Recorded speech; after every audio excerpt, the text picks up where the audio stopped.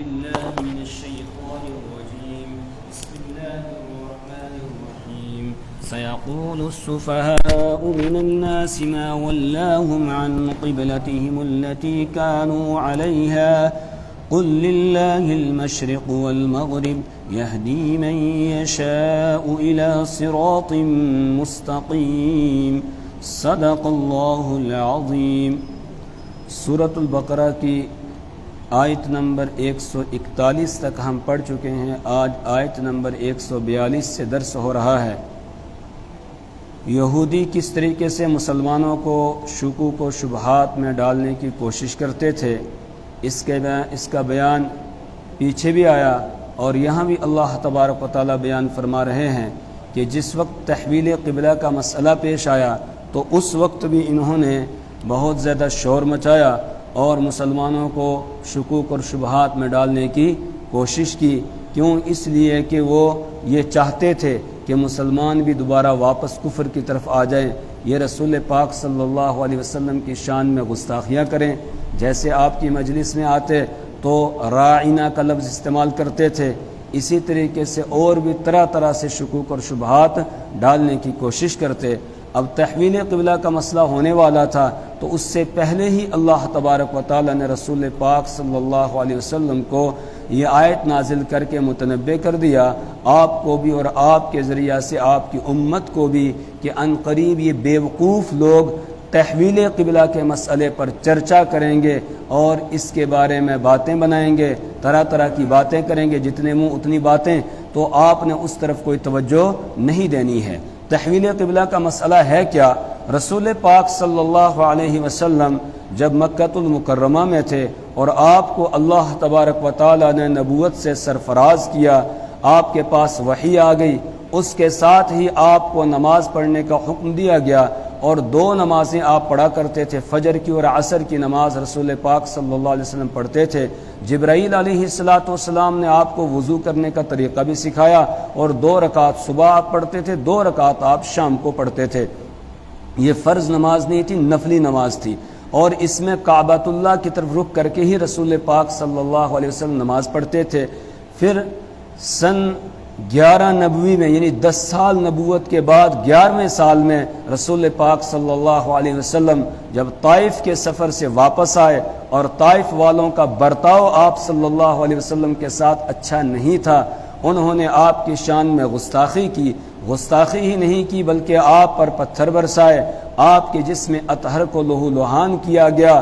تو آپ جب واپس تشریف لائے، اللہ تبارک و تعالی نے آپ کو تسلی کے لیے آسمانوں کا سفر کرایا، معراج پر آپ تشریف لے گئے، اور وہاں اللہ تبارک و تعالی نے آپ کو تحفے کے طور پر 5 نمازیں، جو شروع میں ابتدا میں 50 نمازیں تھیں، اور پھر بار بار آپ اللہ کے دربار میں تشریف لے جاتے رہے. حضرت موسیٰ علیہ السلام کے کہنے پر تو 5 نمازیں رہ گئیں، اور اللہ نے یہ کرم فرمایا کہ پڑھیں گے 5 اور ثواب میں ان کو دوں گا 50 نمازوں کا.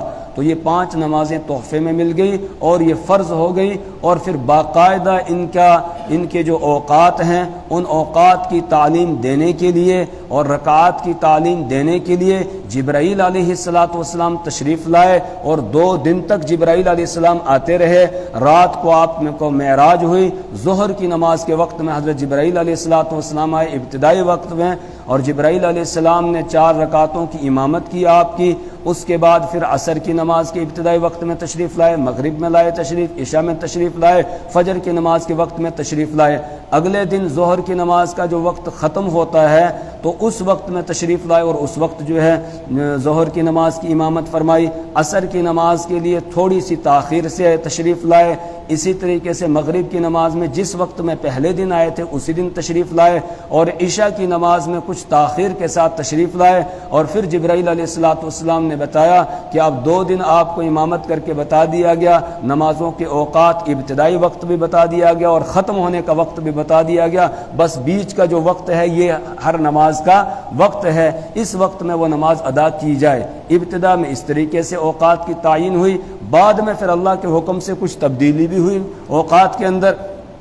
تو شروع میں اس طریقے سے امامت کی جبرائیل علیہ السلام نے، اسی طرح ابتدائے نبوت کے وقت میں بھی تشریف لائے اور وضو کا طریقہ بتایا گیا اور 2 رکعت پڑھ کے دکھائی گئی۔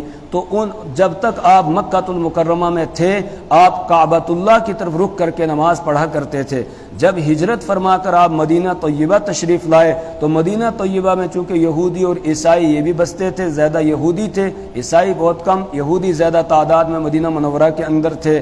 تو یہاں اللہ تبارک و تعالیٰ نے رسول پاک صلی اللہ علیہ وسلم کو حکم دیا کہ اب آپ بیت المقدس کی طرف رخ کر کے نماز پڑھیں گے۔ تو آپ صلی اللہ علیہ وسلم نے یہاں جو بھی مسجد بنائی، مسجد قباء ہے، اس کا قبلہ بھی بیت المقدس کی طرف رکھا گیا، مسجد نبوی کا قبلہ بھی بیت المقدس کی طرف رکھا گیا، اسی طریقے سے اور جتنی مسجدیں تھیں سب کا قبلہ بیت المقدس کی طرف رکھا گیا۔ اس میں حکمت کیا تھی؟ کچھ حکمتیں تو یہاں قرآن کے اندر بھی آ رہی ہیں، اور ایک حکمت مفسرین نے یہ بیان کی کہ یہود یہاں پر تھے اور یہودیوں نے اپنی کتاب کے اندر پڑھ رکھا تھا کہ وہ نبی القبلتین ہوں گے، 2 قبلوں والے نبی ہوں گے۔ یہ بھی رسول پاک صلی اللہ علیہ وسلم کی ایک پہچان تھی، ایک نشانی تھی کہ وہ 2 قبلوں کو اپنانے والے ہوں گے۔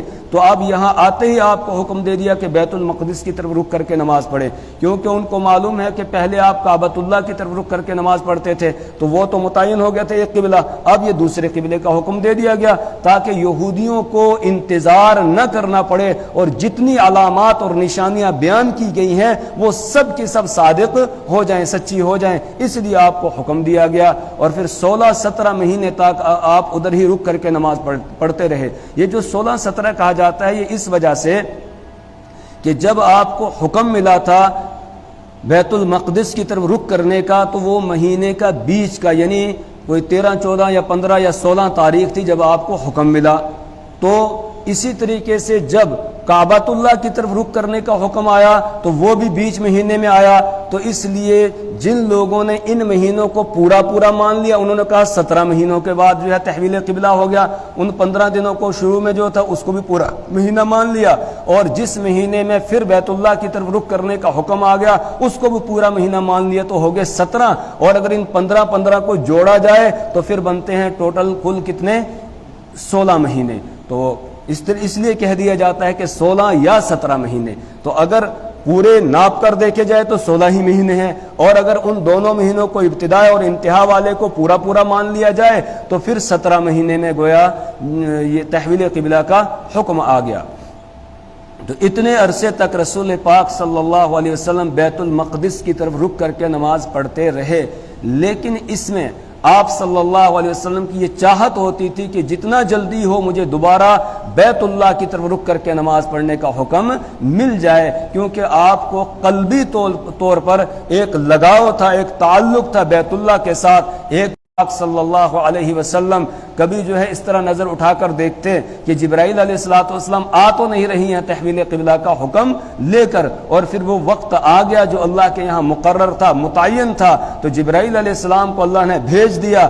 آپ صلی اللہ علیہ وسلم بنو سلمہ کے محلے میں تشریف لے گئے تھے اور وہاں پر آپ باتیں ابھی باقی تھی، بیچ نماز کے اندر ہی تحویل قبلہ کا حکم لے کر جبرائیل علیہ السلام حاضر ہو گئے۔ قد نرى تقلب وجهك في السماء فلنولينك قبلة ترضاها فول وجهك شطر المسجد الحرام، کہ ہم نے آپ کے چہرے کو اٹھنے کو یا پھرنے کو دیکھ لیا آسمان میں، تو ہم ان قریب آپ کو پھیر دیں گے آپ کے اس قبلے کی جانب جس کو آپ پسند کرتے ہیں، پس فولی وجہ کا آپ اپنے چہرے کو پھیر ہی لیجئے شطر المسجد الحرام، مسجد الحرام کی جانب۔ تو رسول پاک صلی اللہ علیہ وسلم نماز کے دوران ہی گھوم کے 2 رکعتیں آپ نے پھر بیت اللہ کی طرف رخ کر کے پڑھی۔ آپ جب گھومے تو صحابہ بھی آپ کے ساتھ گھوم گئے۔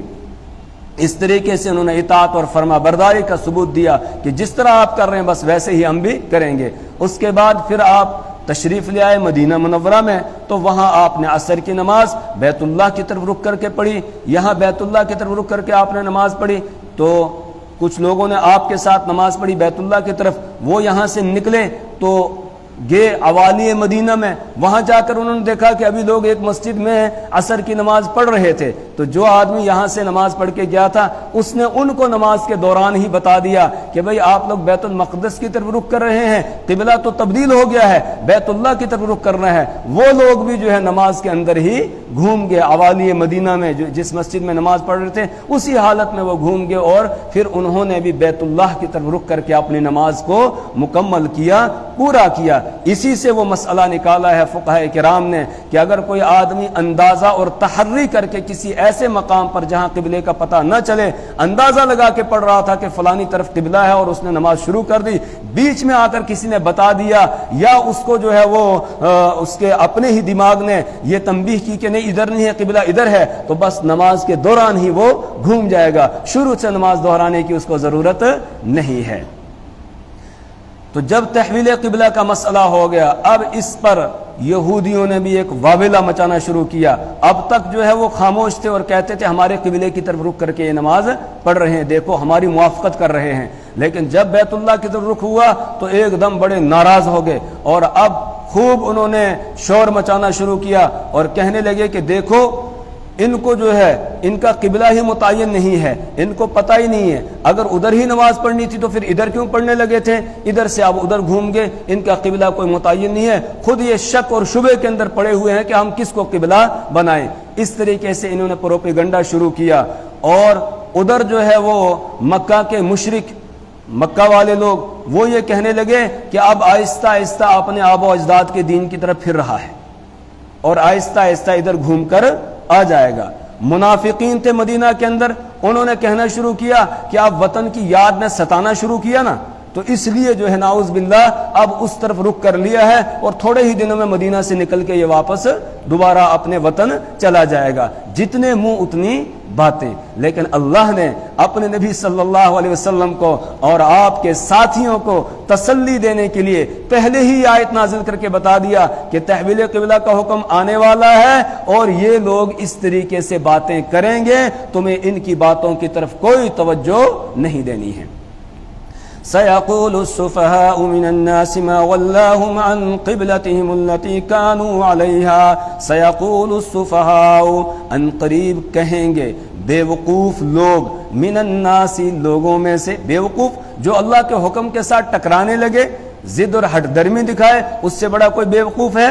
کوئی بے وقوف نہیں ہے۔ تو بے وقوف لوگ کہیں گے، یعنی یہودی بھی بے وقوف، وہ مکہ کے مشرک، اس پہ چیمی گویاں کرنے والے وہ بھی بے وقوف ہیں، اور یہ منافقین یہ بھی کیا ہے؟ بے وقوف۔ سب کو اللہ نے ایک ہی لفظ میں پرو دیا کہ سب کے سب یہ کیا ہے؟ بے وقوف ہیں، احمق ہے، عقل ان کے پاس نہیں ہے۔ اگر عقل ان کے پاس ہوتی تو یہ نبی کریم صلی اللہ علیہ وسلم پر ایمان لاتے، آپ کی دعوت کو قبول کرتے۔ یہ سب بے وقوف ہیں۔ تو سیقول السفہاء کہیں گے، ان قریب کہیں گے بے وقوف، من الناس لوگوں میں سے، ما ولاہم کس چیز نے پھیر دیا ان کو، ما کس چیز نے، ولا پھیر دیا، ہم ان کو، عن قبلتہم التی کانوا علیہا ان کے اس قبلے سے جس پر یہ تھے، یعنی بیت المقدس کی طرف رک کر کے جو یہ نماز پڑھ رہے تھے اس قبلے سے کس چیز نے ان کو پھیر دیا ہے۔ اللہ تبارک و تعالی نے فرمایا جب یہ بات کہیں گے تو آپ اس کے جواب میں یہ کہیں گے، قل للہ المشرق والمغرب یہدی من یشاء الی صراط مستقیم۔ قل اے نبی صلی اللہ علیہ وسلم آپ فرما دیجئے، للہ المشرق اللہ ہی کے لیے ہے مشرق، والمغرب اور مغرب۔ یہ مشرق اور مغرب کا کیوں تذکرہ کیا؟ یہ جب آپس میں پروپیگنڈا کرتے تھے، چرچا کرتے تو اس میں کہتے تھے کبھی مشرق کی طرف رخ کرتے ہیں، کبھی مغرب کی طرف رخ کرتے ہیں، ان کا کوئی قبلہ ہی متعین نہیں ہے۔ اس پر اللہ نے فرمایا ان سے کہہ دیجئے مشرق بھی اللہ کا ہے، مغرب بھی اللہ کا بنایا ہوا ہے۔ اب اللہ تبارک و تعالیٰ کو اختیار ہے، وہ جدھر حکم دے دے ہم تو اس کے حکم کے پابند ہے۔ وہ اگر حکم دے دے مشرق کی طرف رخ کرو ہم ادھر ہی رخ کریں گے، وہ حکم دے دے مغرب کی جانب کرو تو ہم ادھر ہی رخ کریں گے۔ اور اس میں جو تحویل قبلہ کا جب مسئلہ آ گیا تو اس میں اللہ تبارک و تعالیٰ نے مشرق والوں کو حکم دیا کہ مغرب کی طرف رخ کرو، مغرب مغرب والوں کو حکم دے دیا کہ مشرق کی طرف رخ کرو، شمال والوں کو حکم آ گیا کہ جنوب کی طرف کرو، جنوب والوں کو حکم آ گیا کہ تم شمال کی جانب رخ کر لو۔ کیوں؟ اس لیے کہ کعبۃ اللہ دنیا کے سینٹر میں ہے، بیچ میں ہے، تو چاروں طرف سے جو لوگ ہوں گے ان کو اب رخ کرنا ہے کدھر؟ کعبہ کی طرف کرنا ہے۔ ہم مشرق کی طرف میں ہیں تو ہم مغرب کی جانب رخ کرتے ہیں، جو لوگ کعبہ کے اس طرف مغرب میں ہیں جب وہ رخ کریں گے تو ان کا کدھر ہو جائے گا؟ مشرق کی جانب ہو جائے گا۔ جو ادھر شمال کی جانب ہے تو جب وہ کعبہ کی طرف رخ کریں گے تو ان کا جنوب کی طرف ہو جائے گا۔ جو جنوب میں لوگ ہیں جب وہ رخ کریں گے کعبہ کی طرف تو ان کا چہرہ شمال کی طرف ہو جائے گا۔ تو اس طریقے سے چاروں طرف سے لوگ جو ہے وہ کعبہ کی طرف رخ کریں گے، اس لیے کہ چاروں سمتیں کس کی بنائے ہوئے ہیں؟ اللہ کے بنائے ہوئے ہیں، اور مرکز ہے کیا؟ بیت اللہ، کعبۃ اللہ، یہ مرکز ہے، اس کی طرف سب کو رخ پھیرنا ہے۔ اس میں اتحاد امت اور اتفاق امت کی بھی تعلیم ہے کہ ان کے لیے ایک جگہ اور سمت کو متعین کر دیا گیا کہ اس طرف سب رخ کر کے نماز پڑھیں گے۔ باقی قبلہ کعبہ کو ہم سجدہ نہیں کرتے ہیں، سجدہ کس کو کرتے ہیں؟ اللہ کو کرتے ہیں۔ یہ ایک توجہ گاہ ہے، یہ ایک ڈسپلن بنانے کے لیے اللہ تبارک و تعالیٰ نے حکم دیا ہے، ورنہ تو ایک ہی مسجد میں کوئی ادھر پڑھتا، کوئی ادھر رخ کرتا، کوئی ادھر رخ کرتا، تو جن کے رخ بکھرے ہوئے ہوں تو ان کے کیا دل مل جائیں گے؟ نہیں ملیں گے۔ تو دلوں کو ملانے کے لیے اللہ نے یہ حکم دے دیا۔ اب جب کعبۃ اللہ کے پاس ہم دیکھتے ہیں، کبھی فوٹو میں بھی آپ نے دیکھا ہوگا، یا جن لوگوں نے وہاں حاضری دی ہے، اللہ ہم سب کو بار بار وہاں کی حاضری نصیب کرے، تو اوپر سے دیکھیں گے جب لوگ سجدہ کر رہے ہوتے تو کس طرح گولائی کے اندر وہ سجدہ کر رہے ہوتے ہیں۔ اگر کوئی آسمان سے جا کر دیکھے گا تو پوری دنیا کے اندر اس کو لوگ اسی طریقے سے گولائی میں سجدہ کرتے ہوئے ملیں گے۔ پوری زمین پر جو ہے کوئی آسمان سے دیکھے گا، پوری زمین پر اس کو گولائی میں لوگ سجدہ کرتے ہوئے ملیں گے۔ ہر ایک کا رخ کدھر ہو رہا ہے؟ کعبہ کی جانب ہو رہا ہے، قبلے کی جانب ہو رہا ہے۔ تو مشرق بھی اللہ کا بنایا ہوا، مغرب بھی اللہ کا بنایا ہوا، جدھر اللہ تعالیٰ حکم دے دے تو بس ادھر ہی رخ کرنا ہے۔ اب یہاں سارے حکم آ گئے، مشرق کا حکم بھی آ گیا، مغرب کا بھی آ گیا، شمال کا بھی آ گیا، جنوب کا بھی آ گیا، اور میں نے بتا دیا تفصیل کے ساتھ کہ وہ کیسے ہو گیا۔ ساری سمتیں جہتیں اللہ کی بنائی ہوئی ہیں۔ یہدی من یشاء الی صراط مستقیم، یہدی وہ ہدایت دیتا ہے، من یشاء جس کو چاہتا ہے، الی صراط مستقیم صراط مستقیم کی طرف، سیدھے راستے کی طرف۔ اور کس کو ہدایت دیتا ہے؟ دوسری جگہ بتایا ہے وَيَهْدِي إِلَيْهِ مَن يُنِيبُ، اور وہ اپنی طرف راستہ دکھاتا ہے، ہدایت دیتا ہے کس کو؟ من يُنِيبُ، جو اس کی طرف رجوع کرتا ہے، جو آنا چاہتا ہے، جو راہ راست کو اختیار کرنا چاہتا ہے، اس کے لیے وہ راستے کھول دیتا ہے، اس کو ہدایت دیتا ہے۔ دوسری جگہ وَيَهْدِي إِلَيْهِ مَنْ أَنَابَ، وہ ہدایت دیتا ہے اس کو جو جس نے اس کی طرف رجوع کیا۔ تیسری جگہ فرمایا وَالَّذِينَ جَاهَدُوا فِينَا لَنَهْدِيَنَّهُمْ سُبُلَنَا، جو ہمیں پانے کی کوشش کریں گے ہم اس کو اپنا راستہ دکھا دیں گے، اپنے راستے پر اس کو لگا دیں گے، اور جو اس راستے پر آنا نہیں چاہے گا پھر جدھر وہ جانا چاہے گا اللہ فرماتے ہیں میں ادھر ہی اس کو پھیر دوں گا۔ فَلَمَّا زَاغُوا أَزَاغَ اللَّهُ قُلُوبَهُمْ، جب وہ ٹیڑے ہو گئے اللہ نے ان کے دلوں کو ٹیڑھا کر دیا، ٹیڑھا راستہ انہوں نے اختیار کیا تو ٹیڑھے راستے پر ہی ان کو اللہ تبارک و تعالی نے چلا دیا۔ تو جو راہ راست ہٹے گا وَمَن يُشَاقِقِ الرَّسُولَ مِن بَعْدِ مَا تَبَيَّنَ لَهُ الْهُدَى وَيَتَّبِعْ غَيْرَ سَبِيلِ الْمُؤْمِنِينَ نُوَلِّهِ مَا تَوَلَّى، یہ نُوَلِّهِ مَا تَوَلَّى، جو جدھر جانا چاہتا ہے ہم ادھر ہی اس کو پھیر دیتے ہیں۔ تو جو راہ راست کی طرف آنا چاہے گا اللہ فرماتے ہیں اس کو میں راہ راست دکھا دوں گا۔ وَيَهْدِي مَن يَشَاءُ إِلَى صِرَاطٍ مُسْتَقِيمٍ، اور وہ ہدایت دیتا ہے جس کو چاہتا ہے صراط مستقیم سیدھے راستے کی طرف۔ وَكَذَلِكَ جَعَلْنَاكُمْ أُمَّةً وَسَطًا لِتَكُونُوا شُهَدَاءَ عَلَى النَّاسِ، اور جس طریقے سے اللہ نے تمہیں مرکزی قبلہ دے دیا، کعبۃ اللہ جو دنیا کا سینٹر ہے وہ تمہارا قبلہ بنا دیا، اسی طریقے سے پروردگار کہہ رہا ہے کہ ہم نے تم کو امت وسط یعنی درمیانی امت بنایا ہے، اعتدال والی امت بنایا ہے، عدالت اور انصاف والی امت ہم نے تم کو بنایا ہے۔ جس طرح کعبہ تمہیں یہ دے دیا گیا جو سینٹر میں ہے، بالکل اسی طریقے سے ہم نے مرکزی جگہ قبلے کے لیے، تمہارے قبلے کے لیے مرکزی جگہ جگہ کو متعین کر دیا، اسی طریقے سے تم کو بھی ہم نے اعتدال والی امت، درمیانی امت ہم نے بنایا ہے، جس امت کو احکامات بھی ایسے دیے گئے ہیں جن میں اعتدال ہے، نہ افراط ہے نہ تفریط ہے۔ یہودیوں کے یہاں تفریط، عیسائیوں کے یہاں افراط تھا، لیکن کہا تمہاری یہ جو امت ہے اس کو خیر امت بنایا گیا ہے، اور اس امت کو اللہ نے اعتدال میں رکھا ہے۔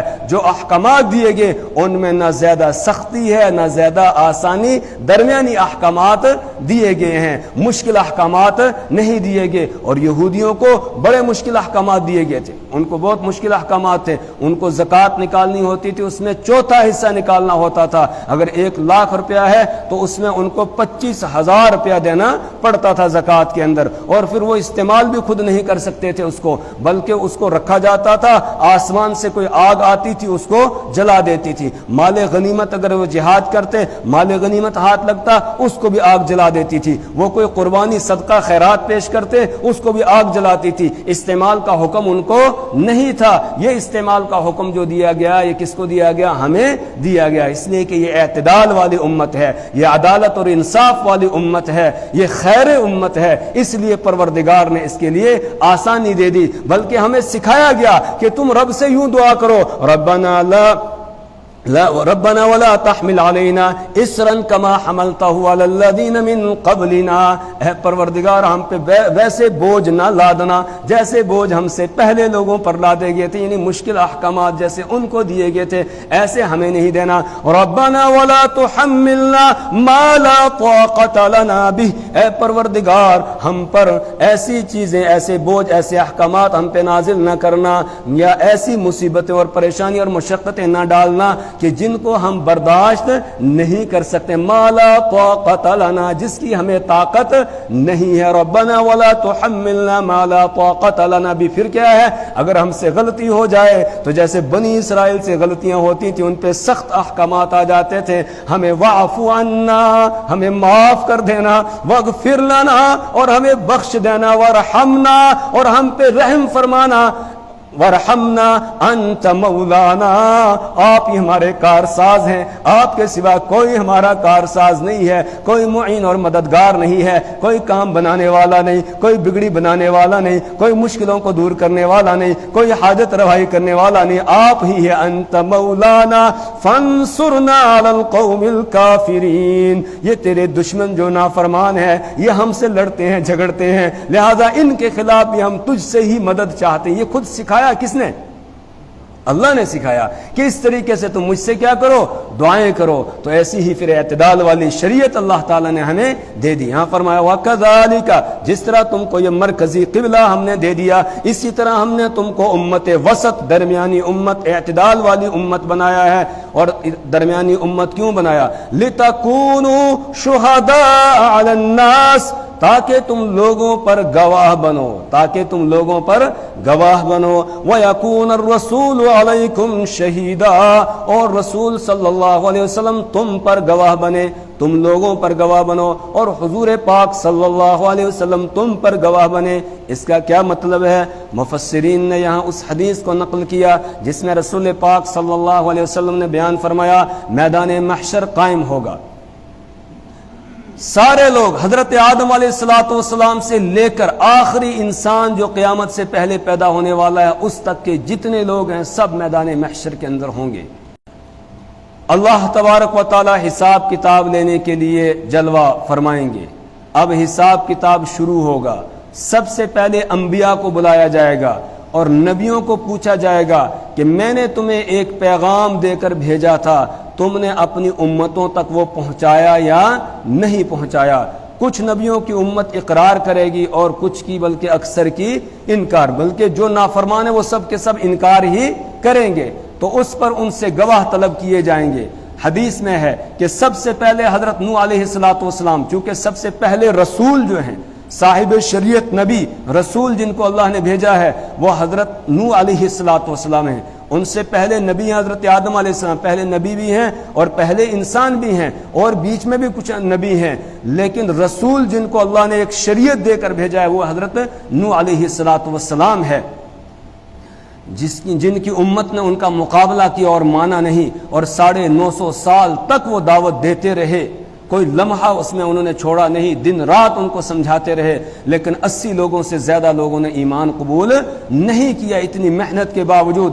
تو سب سے پہلے حضرت نوح علیہ السلام کو لایا جائے گا اور ان سے پوچھا جائے گا کہ آپ نے، اللہ تعالیٰ فرمائیں گے کہ میں نے آپ کو نبوت سے سرفراز فرمایا تھا، حل بلغت رسالتی الی قومک، کیا میرا پیغام آپ نے اپنی قوم تک پہنچا دیا تھا؟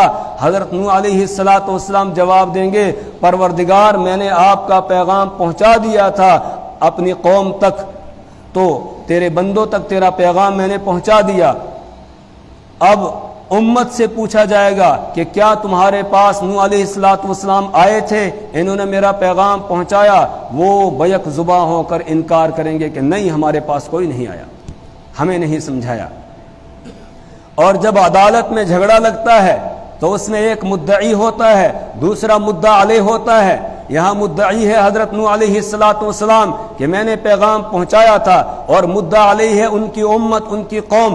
تو پھر عدالت کا یہ ضابطہ ہے کہ جو مدعی ہوتا ہے اس سے گواہ طلب کیے جاتے ہیں، اگر اس کے پاس گواہ نہ ہو پھر مدعا علیہ سے قسم لی جاتی ہے۔ اسلامی عدالت ہو، دو آدمیوں کا جھگڑا لگے، جو دعویٰ کرنے والا ہوتا ہے اس سے کہا جاتا ہے کہ آپ بینہ لے کر آؤ، گواہ لے کر آؤ، البینۃ علی المدعی والیمین علی من انکر، حدیث کے الفاظ ہیں۔ اللہ کے رسول صلی اللہ علیہ وسلم نے فرمایا کہ بینہ یعنی گواہ جو ہے وہ مدعی کے ذمے ہے، اور اگر مدعی کے پاس گواہ نہ ہو تو پھر مدعا علیہ سے قسم لی جاتی ہے۔ تو اب حضرت نوح علیہ السلام سے پہلے گواہ مانگے جائیں گے کہ آپ گواہ پیش کیجئے کہ آپ نے پیغام اپنی امت تک پہنچا دیا تھا۔ حضرت نوح علیہ السلام امت محمدی علی صاحبہ السلام کے بارے میں کہیں گے کہ شہدائی میرے گواہ محمد و امتہ، محمد صلی اللہ علیہ وسلم اور ان کی امت ہے، یہ میرے گواہ ہیں، یہ میرے حق میں گواہی دیں گے۔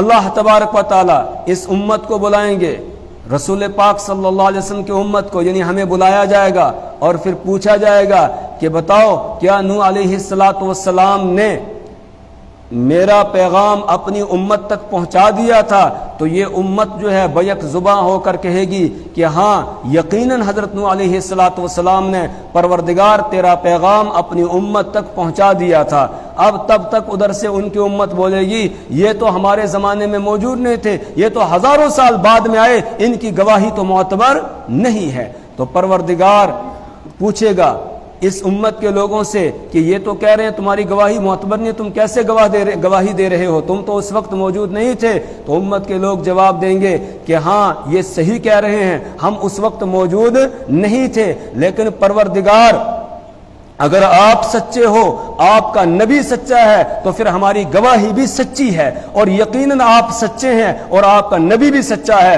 تو ہماری گواہی بھی کیا سچی ہے۔ آپ نے اپنی کتاب نازل کی، اس کے اندر آیت نازل کی، وَلَقَدْ أَرْسَلْنَا نُوحًا إِلَىٰ قَوْمِهِ فَقَالَ يَا قَوْمِ اعْبُدُوا اللَّهَ مَا لَكُم مِّنْ إِلَٰهٍ غَيْرُهُ، کہ ہم نے نوح علیہ السلام کو ان کی قوم کی طرف بھیجا، انہوں نے اپنی قوم سے کہا تھا یا قومی اعبدوا اللہ، اے میری قوم اللہ کی عبادت اور بندگی کرو، ما لکم من الہ غیرہ، اس کے علاوہ تمہارا کوئی معبود نہیں ہے۔ تو آپ نے اپنی آخری کتاب کے اندر یہ پیغام اتارا، اس کتاب کو ہم نے پڑھا تو ہم نے یقین کر لیا کہ نوح علیہ السلام نے یہ پیغام اپنی امت تک پہنچایا ہے، اس بنیاد پر ہم گواہی دے رہے ہیں۔ اسی طریقے سے ہمارے نبی رسول پاک صلی اللہ علیہ وسلم نے بھی ہمیں خبر دی تھی کہ حضرت نوح علیہ السلام نے اپنی امت تک اللہ کا پیغام پہنچا دیا تھا۔ تو یہ دو بنیادیں ہیں، ان بنیادوں کی وجہ سے ہم گواہی دے رہے ہیں کہ نوح علیہ السلام نے آپ کا پیغام اپنی امت تک پہنچا دیا تھا۔ تو اس کے بعد پھر جب عدالت میں جج اور قاضی گواہوں کو طلب کرتا ہے، وہ گواہی دے دیتے ہیں، اس کے بعد ان گواہوں کا تزکیہ کیا جاتا ہے۔ تزکیے کا مطلب یہ ہوتا ہے ان گواہوں کی چھان بین کی جاتی ہے کہ یہ ٹھیک گواہی دے رہے ہیں کہ نہیں، اور یہ گواہی کے قابل بھی ہیں یا نہیں۔ اگر اسلامی عدالت ہو تو اس میں گواہی کے لیے جو گواہ کے اندر پائے جانے والے صفات ہیں ان کا ہونا ضروری ہے، اگر وہ نہیں ہوں گے تو اس کی گواہی معتبر نہیں ہوگی۔ وہ نیک ہونا چاہیے، وہ فاسق نہیں ہونا چاہیے۔ اگر گواہی دینے والے کے بارے میں تحقیق کی گئی، پتہ چلا یہ راستے میں چلتے چلتے کھاتا تھا، اس کی گواہی معتبر نہیں ہوگی، اس لیے کہ چلتے چلتے جانور کھاتا ہے، انسان چلتے چلتے نہیں کھاتا ہے، انسان تو بیٹھ کر کھاتا ہے، تو اس کی گواہی معتبر نہیں ہے۔ اگر کوئی ننگے سر ویسے ہی گھومتا رہتا ہے گلی بازاروں کے اندر، اس کی گواہی بھی معتبر نہیں ہوگی۔ اسی طریقے سے کوئی آدمی 3 وقت کی نماز میں جماعت چھوڑ دیتا ہے بغیر عذر کے اور گھر میں ہی نماز پڑھ لیتا ہے، مسجد میں نہیں آتا ہے، اس کی گواہی بھی معتبر نہیں ہوگی، چونکہ یہ فاسق ہو گیا اور فاسق کی گواہی معتبر نہیں ہے۔ اگر وہ شرائط دیکھے جائیں تو لگتا نہیں ہے کہ ہم میں سے کوئی گواہی کے قابل ہوگا کہ کوئی گواہی دے سکے، تو کوئی ایسا نکلے بڑا مشکل ہے آج کے زمانے میں، اس لیے کہ فسق و فجور بالکل کیا ہو گیا، عام ہو گیا ہے۔ یہ بھی ثابت گواہ کے بارے میں پوچھا جائے گا، اس نے کبھی جھوٹ تو نہیں بولا ہے، اگر پتہ چل جائے ہاں یہ جھوٹ بھی بولتا ہے تو کہیں گے جب باہر جھوٹ بول سکتا ہے تو یہاں بھی اس نے کیا کیا، جھوٹ بولا ہے۔ جب یہ نماز چھوڑ سکتا ہے، جماعت چھوڑ سکتا ہے تو اللہ کو دھوکہ دے سکتا ہے، تو پھر یہ بندے کو بھی دھوکہ دے سکتا ہے، یہ یہاں جھوٹ بول رہا ہوگا۔ اسی طرح یہ جو محدثین ہوتے ہیں نا، حدیثیں ہم تک پہنچائیں، جنہوں نے کتابیں لکھی حدیث کی اور انہوں نے حدیثوں کو اکٹھا کیا، تو ایک محدث دوسرے محدث کے پاس حدیثیں لینے کے لیے گیا، ان کو پتہ چلا کہ ایک فلانا آدمی ہے، بڑا عالم ہے اور بڑا وہ حدیث جانتا ہے، اس کے پاس حدیث لینے کے لیے گیا، سیکھنے کے لیے، یعنی اس کو استاد بنانے کے لیے گیا۔ جب یہ وہاں پہنچا تو وہ ایسے اپنے کرتے کو، کپڑے کو اوپر کر کے اپنے گھوڑے کو بلا رہا تھا، اشارہ کیا تھا کہ اس میں کچھ ہے، تو گھوڑا دیکھ کر آ جائے گا، جیسے کرتے ہیں نا گھوڑا بکری وغیرہ جانور ہوتا ہے، اپنا گھر کا مانوس جانور ہوتا ہے، اس کو ایسے دکھایا جائے تو، یا کوئی برتن ایسے کیا جائے تو وہ سوچتا ہے کوئی چیز لے کر آئے ہیں مجھے کھلانے کے لیے، اس لیے جانور جلدی آ جاتا ہے۔ تو یہ محدث جب اس استاد کے پاس پہنچے حدیث سیکھنے کے لیے تو دیکھا کہ وہ اپنے گھوڑے کو ایسے کپڑا کر کے بلا رہے تھے۔ انہوں نے جھانک کر دیکھا اس کی گود میں کپڑے میں کچھ ہے یا نہیں، دیکھا کپڑے میں کچھ بھی نہیں تھا، تو وہ وہیں سے واپس ہو گئے کہ جب یہ جانور کو دھوکہ دے سکتا ہے تو پھر یہ اللہ اور اللہ کے رسول کو بھی دھوکہ دے سکتا ہے، یہ جھوٹی حدیثیں بیان کر سکتا ہے، اس لیے یہ اس قابل نہیں ہے کہ اس سے حدیث لی جائے۔ اس طریقے سے اتنی جو ہے احتیاط کی جاتی تھی حدیثیں لینے میں۔ اسی طریقے سے گواہی جو اسلامی عدالت کے اندر قبول کی جائے گی تو گواہ کا تزکیہ کیا جاتا ہے، اگر وہ گواہی کے قابل ہو تب اس کی گواہی معتبر ہوگی، ورنہ اس کی گواہی معتبر نہیں ہوگی۔ تو اگر ان گواہ کے اوصاف اور صفات کو دیکھا جائے تو لگتا نہیں ہے کہ ہم میں سے کوئی اس معیار پر اتر سکے گا۔ تو جب امت گواہی دے دی کہ حضرت نوح علیہ الصلوۃ والسلام کے حق میں، اب رسول پاک صلی اللہ علیہ وسلم سے تزکیے کے طور پر پوچھا جائے گا کہ آپ بتائیے آپ کی امت ٹھیک کہہ رہی ہے، آپ پر جو کتاب نازل کی گئی تھی اس میں یہ بات ہے جو یہ بیان کر رہے ہیں۔ اسی طریقے سے آپ نے اپنی امت کے سامنے بیان کیا تھا کہ نوح علیہ الصلوۃ والسلام نے اپنی امت تک اللہ کا پیغام پہنچا دیا تھا، تو رسول پاک صلی اللہ علیہ وسلم فرمائیں گے ہاں میری امت بالکل ٹھیک کہہ رہی ہے، جو گواہی انہوں نے دی ہے یہ بالکل صحیح ہے۔ اللہ تبارک و تعالیٰ پھر گواہی مان لیں گے اور نوح علیہ الصلوۃ والسلام کو ان کا انعام مل جائے گا اور ان کی امت کو جہنم کے اندر ڈال دیا جائے گا جنہوں نے مانا نہیں اور وہاں پر بھی انکار کر رہے ہیں۔ مثال کے طور پر صرف حضرت نوح علیہ السلام کا نام لیا گیا، ورنہ ہر نبی کو بلایا جائے گا اور ہر نبی سے پوچھا جائے گا، اور اس کی امت جب انکار کرے گی تو گواہ کے طور پر اس امت کو پیش کیا جائے گا۔ اسی گواہی کی طرف اللہ تعالیٰ نے یہاں اسی گواہی کے بارے میں بیان کیا ہے کہ وَكَذَلِكَ جَعَلْنَاكُمْ أُمَّةً وَسَطًا، اور اسی طرح ہم نے تم کو بنایا ہے اعتدال والی امت، درمیانی امت، لِتَكُونُوا شُهَدَاءَ عَلَى النَّاسِ، تاکہ تم گواہ بن جاؤ لوگوں پر، وَيَكُونَ الرَّسُولُ عَلَيْكُمْ شَهِيدًا، اور رسول پاک صلی اللہ علیہ وسلم گواہ بن جائیں تم پر، یعنی تم لوگوں کے حق میں گواہی دو گے انبیاء کے حق میں، اور رسول پاک صلی اللہ علیہ وسلم تمہارے حق میں گواہی دیں گے کہ ہاں یہ بالکل ٹھیک دے رہے ہیں، تمہارا تزکیہ فرمائیں گے۔ وَمَا جَعَلْنَا الْقِبْلَةَ الَّتِي كُنْتَ عَلَيْهَا إِلَّا لِنَعْلَمَ مَن يَتَّبِعُ الرَّسُولَ مِمَّن يَنقَلِبُ عَلَى عَقِبَيْهِ۔ اب جو تحویل قبلہ کا مسئلہ تھا اس کی حکمت کو اللہ تعالیٰ بیان فرما رہے ہیں کہ جو بیت المقدس کی طرف رک کر کے آپ کو نماز پڑھنے کا حکم دیا گیا تھا اور وہ آپ کے لیے قبلہ مقرر کیا گیا تھا، وہ ہمیشہ کے لیے مقرر نہیں کیا گیا تھا، کچھ وقت کے لیے مقرر کیا گیا تھا۔ اس میں بہت ساری حکمتیں تھیں، ان حکمتوں میں سے ایک حکمت یہ تھی کہ ہم لوگوں کے سامنے ظاہر کرنا چاہتے تھے کون پکا ہے اور کون کچا ہے. جنہوں نے آپ پر ایمان لایا ہے آپ کے ساتھ ہیں، ان میں سے کون پکا ہے اور کون کچا ہے، کون جو ہے اس حکم کے آنے کے بعد اسلام سے پھر جاتا ہے اور کون اس کے اوپر قائم رہتا ہے. پکے ہیں یا نہیں ہیں، یعنی اللہ کے حکم کو مانتے ہیں یا یہ کہ اپنی خواہشات پر وہ چلتے ہیں، یہ پروردگار دیکھنا چاہتا تھا.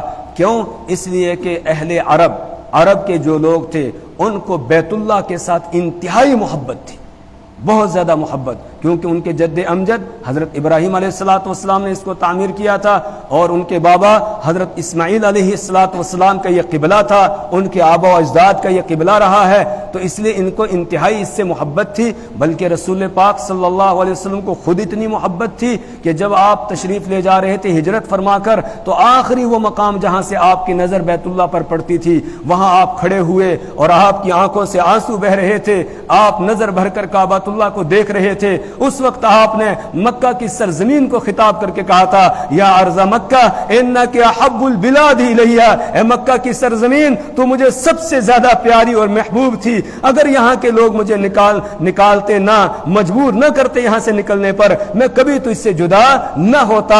آپ کے آنسو جاری تھے. اسی وقت پروردگار نے سورہ قصص نازل فرمائی اور اس میں یہ آیت نازل فرمائی، ان الذی فرض علیک القرآن لرادک الی معاد، کہ یقیناً وہ پروردگار، وہ ذات جس نے آپ کو قرآن عطا کیا ہے، وہ آپ کو دوبارہ واپس لوٹا کر یہاں پر لائے گا. آپ یہاں سے جو نکل رہے ہیں تو جانے کے لیے نہیں بلکہ دوبارہ واپس آنے کے لیے یہاں سے نکل رہے ہیں. یہاں سے نکل رہے ہیں چھپ کے، لیکن جب واپس آپ مڑیں گے تو فاتحانہ شان کے ساتھ آئیں گے. پھر 8 سال کا عرصہ گزرا تھا تو رسول پاک صلی اللہ علیہ وسلم فاتحانہ شان کے ساتھ 10,000 کے لشکر جرار کے ساتھ آپ مکہ المکرمہ میں داخل ہو رہے تھے. اور جس وقت آپ ہجرت فرما رہے تھے اللہ نے یہ بھی دعا آپ کو سکھائی تھی، وَقُلْ رَبِّ أَدْخِلْنِي مُدْخَلَ صِدْقٍ وَأَخْرِجْنِي مُخْرَجَ صِدْقٍ وَاجْعَلْ لِي مِن لَّدُنكَ سُلْطَانًا نَصِيرًا. اے میرے پروردگار مجھے داخل کرنا مدینہ کے اندر سچائی کے ساتھ اور مکہ سے مجھے نکالنا سچائی کے ساتھ، یعنی میں ایسے طور پر نہ جاؤں کہ دوبارہ واپس لوٹ کر ہی نہ آ سکوں. یہ پروردگار نے دعا سکھائی اور یہ دعا کرتے ہوئے آپ نکلے. اسی موقع پر یہ آیت بھی نازل ہوتی ہے، جاء الحق وزهق الباطل، کہ حق آ گیا اور باطل چلا گیا. اب حق کی صبح ہو رہی ہے اور باطل کی شام ہو رہی ہے. باطل ہے ہی جانے کے لیے، ان الباطل کان زہوقا، کہ آپ جو یہاں سے نکل رہے ہیں یہ نکلنا ہی آپ کا حق کے غالب ہونے کا ذریعہ بنے گا. پھر آپ مدینہ منورہ میں پہنچے اور وہاں لوگ جڑتے گئے اور ایک وقت آیا کہ آپ کے ساتھ ایک بڑی تعداد جمع ہو گئی. اب آپ فاتحانہ شان کے ساتھ مکہ میں داخل ہو رہے ہیں اور اللہ نے آپ کو خبر دے دی، اذا جاء نصر اللہ والفتح ورأیت الناس يدخلون فی دین اللہ افواجا. اب آپ لوگوں کو دیکھو گے کہ وہ فوج در فوج اسلام کے اندر داخل ہوں گے. جب چلے تھے رسول پاک صلی اللہ علیہ وسلم 4 کا قافلہ تھا، جیسا کہ مفتی صاحب بیان فرما رہے تھے. 4 آدمی، مردوں میں سیدنا ابوبکر صدیق رضی اللہ تعالیٰ عنہ، عورتوں میں حضرت خدیجہ الکبریٰ رضی اللہ تعالیٰ عنہا، بچوں میں حضرت علی بن ابی طالب رضی اللہ تعالیٰ عنہ اور غلاموں میں حضرت زید بن حارثہ رضی اللہ تعالیٰ عنہ. بس یہ 4 کا قافلہ ابتدا میں شروع ہوا تھا اور پھر بڑھتے جب آپ حجۃ الوداع کے لیے تشریف لائے ہیں تو آپ کے ساتھ جو پروانے اس وقت موجود تھے ان کی تعداد بھی 1.25 لاکھ سے زائد تھی جو پروانے آپ کے ساتھ موجود تھے، اور جو گھروں میں تھے وہ اس کے علاوہ تھے. اتنی جلدی اللہ تبارک و تعالیٰ نے آپ کو کامیاب کیا. اور کیوں نہ کامیاب ہوتے، اس لیے کہ آپ کی بعثت کا مقصد ہی یہی تھا. اس لیے کہ هو الذی ارسل رسولہ بالہدی ودین الحق لیظہرہ علی الدین کلہ، وہی اللہ ہے جس نے رسول پاک صلی اللہ علیہ وسلم کو ہدایت لے کر بھیجا تھا. کیوں؟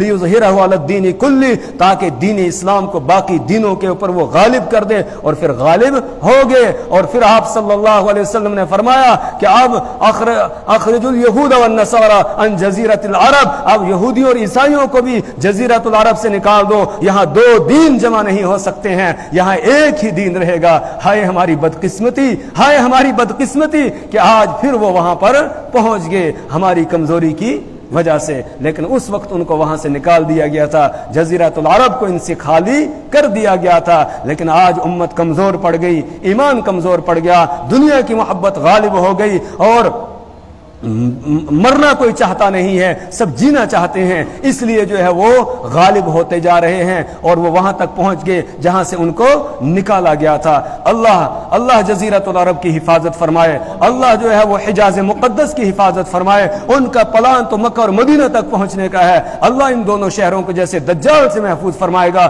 اللہ دجال کی ان چیلوں سے بھی ان دونوں شہروں کی حفاظت فرمائے، اور جو وہاں کے حکمراں ہیں اللہ ان کو ہدایت عطا فرمائے، اللہ ان کو ہدایت عطا فرمائے کہ وہ صحیح کام کریں اور ان کی غلامی کرنا چھوڑ دیں، اللہ اور اللہ کے رسول صلی اللہ علیہ وسلم کے وہ غلام بن جائیں، بس یہ دعا اللہ سے کریں۔ تو اہل عرب کو بہت زیادہ محبت تھی، کس سے؟ بیت اللہ سے بہت زیادہ محبت تھی، اس لیے اب ان کا امتحان تھا جو ایمان لائے تھے کہ اگر ان کو اس قبلے سے ہٹایا جاتا ہے، دوسری جانب رخ کرنے کے لیے ان کو کہا جاتا ہے، تو آیا یہ ایمان پر قائم رہتے ہیں یا نہیں؟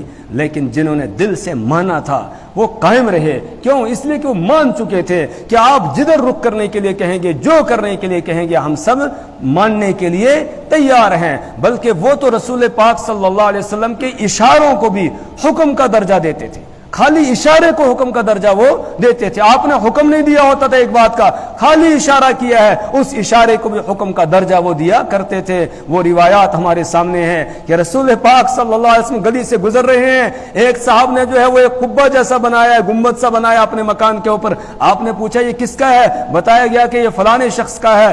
آپ گھوم کر واپس تشریف لائے، مسجد میں آپ پہنچ گئے، وہ صاحب جن کا مکان تھا وہ حاضر ہوئے، انہوں نے سلام کیا، آپ نے اعراض فرمایا، سلام کا جواب ویسے نہیں دیا جیسے آپ دیا کرتے تھے۔ وہ ایک دم فکر میں پڑ گئے کہ مجھ سے شاید کوئی گستاخی ہو گئی ہے جس کی وجہ سے رسول پاک صلی اللہ علیہ وسلم اعراض فرما رہے ہیں۔ انہوں نے ساتھیوں سے پوچھا کیا مسئلہ پیش آیا؟ ساتھیوں نے کہا کوئی خاص مسئلہ نہیں ہے، آپ کے مکان کے پاس سے پوچھے تو یہ گزرے تھے تو پوچھا تھا کہ یہ کس کا مکان ہے، بس اتنا ہے اور کچھ نہیں۔ وہ سمجھ گئے کہ شاید میں نے جو قبہ اوپر بنایا ہے، اپنے مکان کو نمایاں جو میں نے کیا ہے، یہ رسول پاک صلی اللہ علیہ وسلم کو پسند نہیں آیا، اس لیے گئے اور جا کر اس کو مسمار کر دیا، اس کو زمین سے ہی ہٹا دیا، اس طرح مکان کو پورے کو گرا دیا۔ کسی نے کہا صرف قبہ اٹھا دینا تھا، کہا نہیں، اب میں وہ دل کہاں سے لاتا کہ جو اس مکان کے اندر رہنے کو پسند کرتا جس پر رحمت دو عالم صلی اللہ علیہ وسلم کی ناگوار نگاہیں پڑی ہوں، ناگواری والی نظر پڑی ہو، اس میں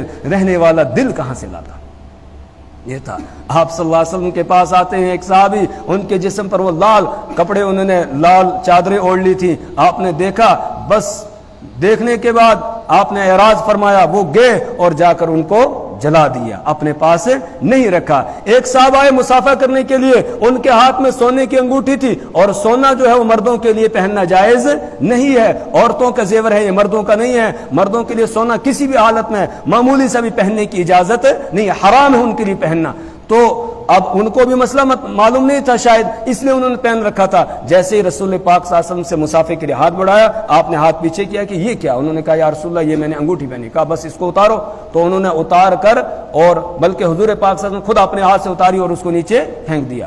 جب نیچے پھینک دیا تو اس کے بعد پھر مسافہ کیا۔ بعد میں ساتھیوں نے کہا اٹھا لو، آپ کے کام آ جائے گی، اٹھا لو کام آ جائے گی، بیوی کو دے دینا، بیٹی کو دے دینا، بہن کو دے دینا۔ انہوں نے کہا اب میں وہ جگر کہاں سے لاؤں، وہ دل کہاں سے لاؤں کہ جس چیز کو رحمت دو عالم صلی اللہ علیہ وسلم نے پھینک دیا اور میں اس کو اٹھاؤں؟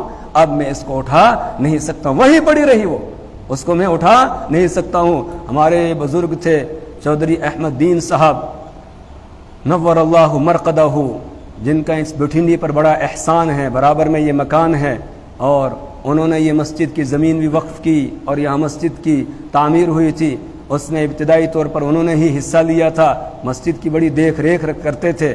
تو وہ بیان کرتے تھے کہ ایک جگہ وہ کہیں پیر صاحب کے پاس چلے گئے کسی زیارت پر، تو ان کی عادت تھی کسی داڑھی والے کو دیکھتے تو فوراً اس سے مسافہ کرتے تھے، اور اس سے پوچھتے، اگر اس کے پاس وقت ہوتا تو گھر لے کے آتے تھے۔ بڑے مہمان نواز تھے، بہت مہمان نواز تھے۔ جو بازار میں کوئی داڑھی والا مل گیا، کوئی کہیں کا ہوتا تھا، بس اس کو ساتھ لے کر آ جاتے تھے اور گھر میں بٹھاتے تھے۔ جتنے دن کوئی بیٹھے گا بیٹھنے دیتے تھے، اس کو کہتے نہیں تھے جانے کے لیے، بس اتنے مہمان نواز تھے۔ بلکہ ایک ابتدا میں جب یہاں مدرسہ بنا، ایک بات یاد آ گئی، یہ ان کا حق ہے کہ اس کو بیان کیا جائے۔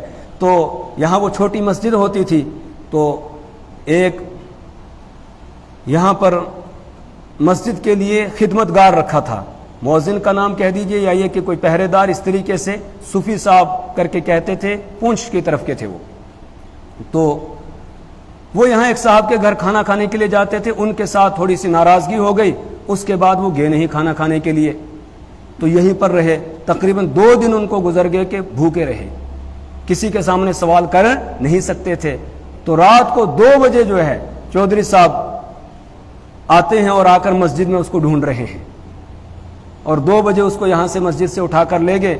کہا کہ تو یہاں پر پڑا ہوا ہے, اگر تجھے بھوک تھی تو یہاں یہ مکان میرا ساتھ میں تھا, تو یہاں آ جاتا تو کھانا کھانے کے لیے. مجھے رات کو آ کر کوئی کہہ رہا تھا تمہاری مسجد میں کوئی بھوکا ہے, جاؤ اس کو کھانا کھلاؤ.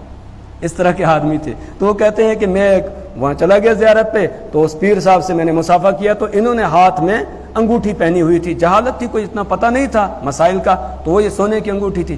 تو کہتے اس نے فوراً اپنا ہاتھ پیچھے کہا کہ اس کو پھینکو پھینکو, اس کو اتار کر اس کو پھینکو, یہ تو پورا جو ہے وہ جہنم کا انگارہ ہے, آگ ہے. تو انہوں نے اس کو نکالا, تو نکال کے آہستہ سے جیب میں رکھ دیا, اور اس کے بعد مصافحہ وغیرہ کیا. تو جب یہ واپس لوٹ کر آئے تو وہ وہاں ڈھونڈ رہا ہے, وہ وہاں پر ڈھونڈ رہا ہے. اس نے سوچا شاید پھینک دی ہے. ان کے ساتھ دوسرے ایک ساتھی تھے, انہوں نے کہا کہ وہ جیب میں رکھی ہے, پھینکی نہیں ہے, اس لیے ڈھونڈنے کی ضرورت نہیں ہے. تو وہاں اس صحابی سے جب رسول پاک صلی اللہ علیہ وسلم نیچے پھینک دی, اس نے کہا کہ میں اٹھاؤں گا نہیں. ایسے لوگ تھے جنہوں نے رسول پاک صلی اللہ علیہ وسلم کو مانا تھا سچے دل سے. وہ کہاں اس میں جو ہے وہ خلاف ورزی کر سکتے تھے. وہ تو یہ کہتے تھے جدھر آپ چلیں گے ادھر ہی. ابھی ہم نے پڑھا نا, نماز میں آپ گھوم گے تو سب گھوم گے. نماز رسول پاک صلی اللہ علیہ وسلم پڑھا رہے ہیں, اس وقت ابھی جو ہے وہ یہ نماز پڑھتے تھے تو نیچے کوئی یہ چٹائیاں اور یہ سب چیزیں نہیں ہوتی تھی, ننگی زمین پر ہی نماز پڑھ لیتے تھے. وقت ہو گیا کہیں سفر میں, وہی نماز پڑھ لیتے تھے. تو رسول پاک صلی اللہ علیہ وسلم نماز کے لیے کھڑے ہوئے اور چپل جوتے لگے ہوئے تھے, اسی حالت میں نماز پڑھ رہے تھے. آپ صلی اللہ علیہ وسلم کے نعلین مبارکین میں کوئی چیز لگی ہوئی تھی. جبرائیل علیہ الصلوۃ والسلام نے آپ کو آ کر بتایا آپ کے جوتے میں کوئی ناپاکی لگی ہے. آپ نے جوتے اتار دیے نماز میں ہی. تو جتنے پیچھے لوگ تھے ان سب نے اتار دیے. نماز کے بعد آپ نے پوچھا تم نے کیوں ایسا کیا؟ کہا یا رسول اللہ صلی اللہ علیہ وسلم, ہم نے آپ کو دیکھا کرتے ہوئے تو ہم نے بھی اتار دیے, اس لیے کہ آپ کو مان لیا ہے, اب جو آپ کریں گے وہی ہم نے کرنا ہے. رسول پاک صلی اللہ علیہ وسلم عصر کی نماز پڑھا رہے تھے. عصر کی نماز پڑھائی, آپ نے 2 رکعت پر ہی سلام پھیر دیا, 2 رکعت پر سلام پھیر دیا. آپ صلی اللہ علیہ وسلم اٹھے اور حجرے کی طرف تشریف لے جا رہے ہیں. حضرت ذوالیدین رضی اللہ تعالیٰ عنہ ایک صحابی ہیں, وہ کھڑے ہوئے اور تھوڑے بے تکلف تھے رسول پاک صلی اللہ علیہ وسلم سے. باقی سب خاموش رہے. سب نے کہا کہ آپ 4 پڑھاتے تھے, ہم نے 4 پڑھ لی, آج آپ نے 2 پڑھائی تو ہم نے بھی 2 پڑھ لی, بات ختم. اب ہمیں کچھ کہنے کرنے پوچھنے کی ضرورت نہیں ہے. لیکن وہ ذرا بے تکلف تھے تو بڑے ادب کے ساتھ کہنے لگے کہ اقصرت الصلاۃ ام نسیت یا رسول اللہ, کہ اللہ کے رسول کیا نماز کم کر دی گئی ہے, آج کے بعد ہمیں 2 ہی رکعتیں پڑھنی ہیں عصر میں, یا ہم نسیت یا رسول اللہ, یا اللہ کے رسول آپ بھول گئے. آپ نے فرمایا نہ نماز کم کی گئی ہے نہ میں بھولا ہوں. انہوں نے کہا نہیں یا رسول اللہ کچھ تو ہوا ہے. آپ نے دیکھا شیخین کی طرف, سیدنا ابو بکر صدیق اور سیدنا فاروق اعظم رضی اللہ عنہ, ان کو آپ اپنے پیچھے رکھتے تھے مصلی کے بالکل جہاں آپ کھڑے ہوتے تھے آگے, تو پیچھے یہ دونوں ہوتے تھے شیخین. تو آپ نے ان کی طرف دیکھا تو انہوں نے بھی, یعنی آپ نگاہوں سے پوچھنا چاہتے تھے کہ یہ کیا کہہ رہے ہیں, تو انہوں نے کہا ہاں یا رسول اللہ آج آپ نے 2 پر ہی سلام پھیر دیا ہے. آپ صلی اللہ علیہ وسلم پھر آگے اور آ کر کھڑے ہو گئے, اور آگے جو 2 رکعت بچی تھی وہ آپ نے پڑھائی. آخر میں سجدہ سہو کیا, نماز ہو گئی. یہ اس وقت کی بات ہے جب نماز میں بات چیت کرنے کی اجازت تھی. احکامات تدریجاً آئے نا آہستہ آہستہ, بعد میں پھر نماز میں بات کرنے کی اجازت ختم ہو گئی. حضرت عبداللہ بن مسعود رضی اللہ تعالیٰ سفر پر گئے تو اس وقت نماز میں بات کرنے کی اجازت تھی. سفر سے واپس آئے, اب نماز میں بات کرنے کی اجازت نہیں ہے. انہوں نے سلام کیا, رسول پاک صلی اللہ علیہ وسلم نے جواب نہیں دیا. پہلے نماز میں سلام کرتے تھے, آپ جواب دے دیتے تھے. وہ پریشان ہو گئے کہ شاید مجھ سے کوئی گستاخی ہوئی ہے اس لیے آپ جواب نہیں دے رہے ہیں. آپ نے نماز ختم کی. اس کے بعد آپ نے فرمایا کہ ہماری جو نماز ہے اس میں اب بات چیت چیت کی اجازت نہیں ہے، پہلے بات چیت کی اجازت تھی۔ تو یہ بات چیت کی اجازت کے زمانے کی بات ہے، تو اس لیے نماز آگے پڑھی، دوبارہ شروع سے دہرائی نہیں۔ آج ہمیں اگر کوئی ایسی شکل پیش آ جائے تو ہمیں پھر دوبارہ نئے سرے سے نماز پڑھنی ہوگی۔ اگر بیچ میں بات چیت ہو گئی امام کی اور مقتدیوں کی تو پھر دوبارہ شروع سے پڑھنی ہوگی۔ کوئی اس حدیث کو لے کر جو ہے یہ راستہ نہ نکال لے، اس لیے میں نے یہ بات بتا دی۔